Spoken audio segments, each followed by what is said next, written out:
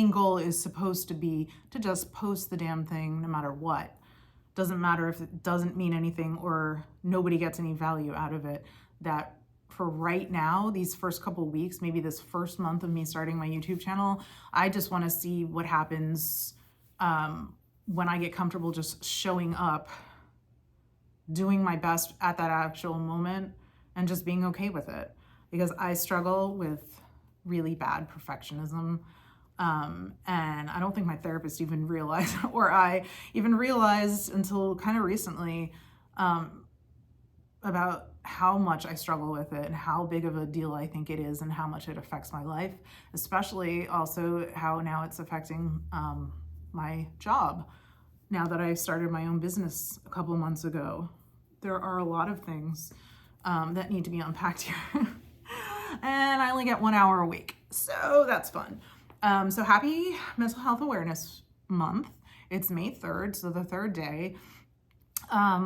Yeah, I think it's important that I'm going to try to make as many videos as I can under 10 minutes to share on my new channel that do celebrate or honor, I don't want to say celebrate, but we're celebrate talking about it. That's, mental health struggles are struggles, and yeah, and they're fucking hard. There's no, I guess, superpower behind them, right? Like, that's something I want to unpack in and of itself. The whole idea behind like calling something a superpower versus calling it like a struggle, right? Clearly, things that I'm going to speak for myself, things that I have: anxiety, persistent depressive disorder, I guess could also be called high functioning depression. Still not really sure exactly, but I have OCD, I have ADHD, and I've had a full comprehensive neuropsychological evaluation done to make sure that I wasn't missing a diagnosis, because, I probably had, maybe not the OCD. When I think about it, I can't really remember the OCD becoming a thing until I became pregnant with my first kid. So we're going back like 21 years ago now. And that was hard. Like that changed my life, because all of a sudden overnight, it became not being worried about me. It became the fact that I was 100% responsible for taking care of this little thing that I wanted so much and loved already so much. And everything that I did, like, I think that's where the hypervigilance started, where I realized that everything that I was exposed to, everything that I was putting in my body, everything that I was doing or not doing would ultimately affect them. And that was such a scary feeling to me, that all of a sudden I became like super hyper aware of everything, everywhere I went, like what I was breathing, what, like, everything. And that just snowballed from there. That just went crazy. Like, I thought it was, I remember my midwife saying to me, like, because they could see how anxious I was at my appointments, and they would say to me, like, one of them, I know she was being so nice, I think her name was Christine or Chris, but like, she said, honey, like, just wait until the baby's here, about like all the things I was worrying about. And I was like, and I think I was in my 8th month. I was like, wow, I hadn't even thought of that. Thank you. Like, obviously it was too late now, but I really that hadn't occurred to me. That, like, I guess this whole time I was thinking that, like, being pregnant and everything, like all the anxieties I had about taking care of her and everything, and being the sole person who would be to blame, and the responsible party if anything like happened to her, right? I mean, I guess I felt like once she came out, that at least it wouldn't just be on me anymore. And I guess I was looking at that aspect of it, which is true, right? Like, I there are 2 parents and everything, right? And then I can like take her to the doctors if I have like a question or whatever. Like, I'm still responsible for taking her to the doctors, but at least the doctor is responsible then for like, seeing if there's something actually wrong, right? Anyway, so, I mean, she was right. She was like, yeah, things got infinitely worse and harder, and I got infinitely more hypervigilant. So yeah, so that's when my OCD started. But my ADHD I've had since I was born, basically, right? Like my neuropsych eval diagnosed me. That's when I got my first diagnosis, and that was at age 47 last summer. Yeah, and I have had two children. Two of my three children are diagnosed with that as well, and so that's usually how it happens. Like you have a kid who it was totally not a thing for it to be diagnosed in the 80s and 90s. And so that I completely flew under the radar. I don't want to say not a thing at all, but not a thing for someone like me, who was like a girl who got like straight A's and had no like discipline problems. So yeah, so that's a whole nother story about making it to the age of 47 before I actually got a diagnosis for this, to the point where it was taken seriously. Even though it looked like I was like successful on the outside, I was really, and I do really struggle every day with elements of this.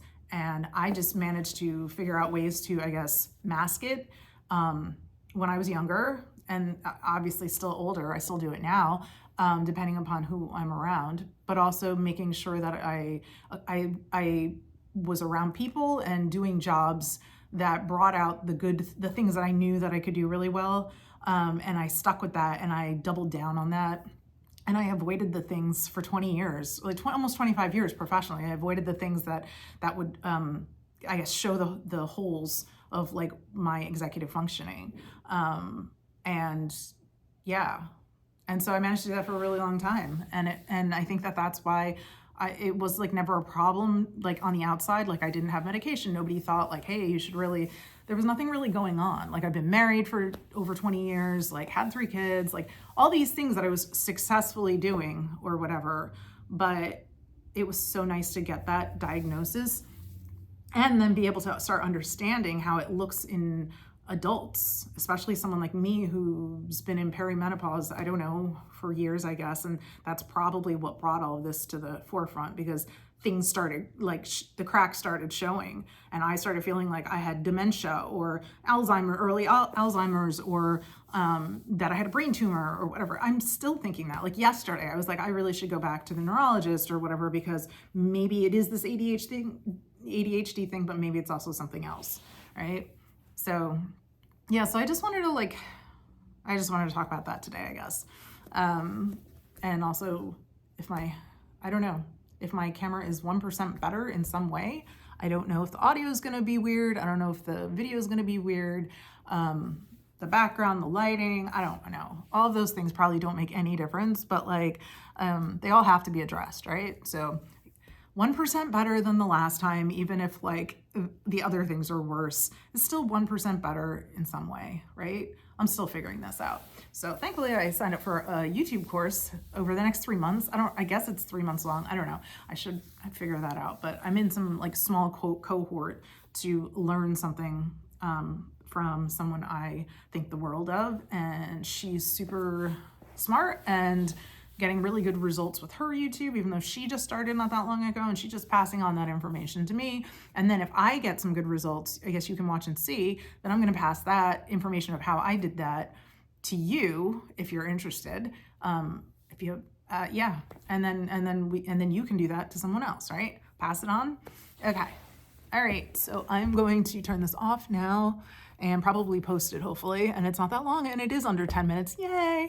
So if you have any thoughts, you have any questions, maybe subscribe, because I can do more like this, where these short ones, because I know the 25-minute ones are like, they're really grueling kind of, in even for the editing standpoint or the uploading standpoint, it's just like too much, right? So I'm going to try to get these down to a more reasonable size. And I'm also gonna I'm gonna have like a topic. I'm gonna stick to one topic that I can talk to about at great length. And then I don't have to worry about going off on a million ADHD tangents with my hyperactive brain. So yeah, so this was me not on medication. I take methylphenidate, the short acting kind that's only in your system for 4 hours. This is me on coffee. I'm very sensitive to caffeine, and I love, love, love. I'm like a lifelong coffee drinker. I'm pretty sure that that's how I inadvertently, like unknowingly, self-medicated for years and years and years and years from the time that I discovered coffee.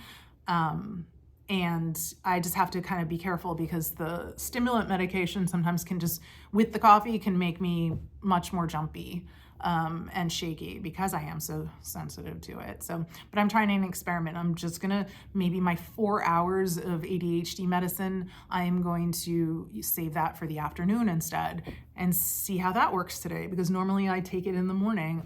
And I've been having some problems with that. Like, yeah, I can talk about that another time. Or if you have questions about that or you want to compare stories, I would love to hear it, because I'm still very early in my medication journey.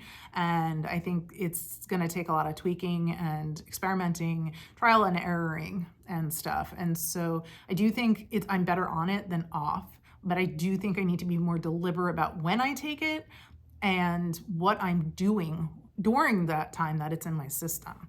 I think that it's not as easy maybe or normal of what other people might use it for. Like my kid who just goes to school, like, it's like awesome. Like it works perfectly for him. He's able to function and learn and stay still and all that other stuff. But I think it's different when you're an adult, especially when the hyperactivity is less about your brain. I mean, less about your body like it was when I was a kid. And as you get older, that hyperactivity has to go somewhere. And so for adults, it ends up going into your brain, which, yeah, it's pretty crazy. So I definitely have like a higher energy, except when my depression symptoms take over. And so anxiety is like making me like, my energy, like I can't stop. I'm like, and then I cycle through, and then it's always has felt like it's one or the other, which was totally why I thought that it was like a missed bipolar diagnosis or something like that, or some other kind of mood disorder that I just wasn't being treated for or diagnosed with, even though I've been working with therapists and psychiatrists for years and years and years. And that's one of the reasons why I had my neuropsych eval done last summer, because I was like, if I have something like that, I want to know. I want to make sure that like someone's looking at the big picture, and that like something isn't being missed. And I'm so grateful I had that done. Excuse me. They looked closely at it. I was not diagnosed with that at all, but because of the ADHD, I soon learned about how mood dysregulation, emotional dysregulation can definitely play a part. And that there's all these comorbidities with all these other things. And so I'm still learning, trying to figure out how to manage that like every day. Okay, now it's at 13 minutes. I really should turn this off, but I thought that was kind of an important thing for me to sneak in right there. So I'm gonna go, and I will talk to you again like very soon. Bye.